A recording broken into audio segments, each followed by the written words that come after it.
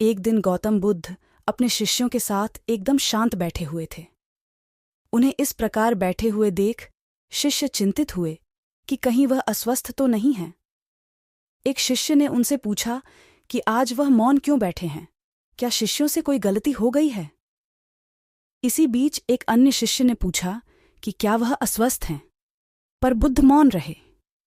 तभी कुछ दूर खड़ा व्यक्ति जोर से चिल्लाया, आज मुझे सभा में बैठने की अनुमति क्यों नहीं दी गई है?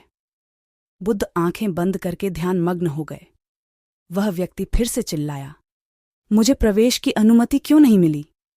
इसी बीच एक उदार शिष्य ने उसका पक्ष लेते हुए कहा कि उसे सभा में आने की अनुमति प्रदान की जाए।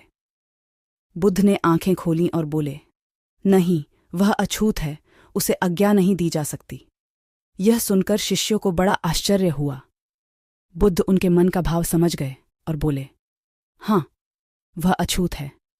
इस पर कई शिष्य बोले, हमारे आश्रम में जात पात का कोई भेद ही नहीं, फिर वह अछूत कैसे हो गया? तब बुद्ध ने समझाया, आज वह क्रोधित होकर आया है।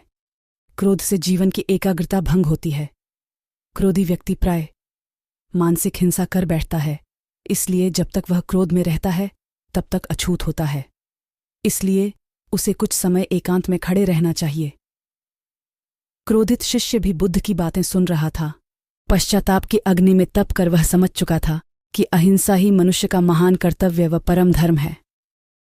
वह बुद्ध के चरणों में गिर पड़ा और कभी क्रोध न करने का प्रण लिया।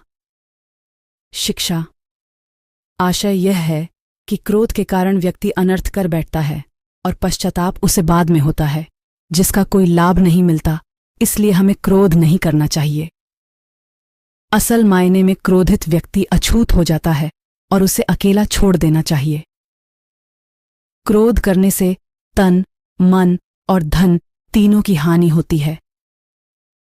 क्रोध से ज्यादा हानिकारक कोई और वस्तु नहीं है।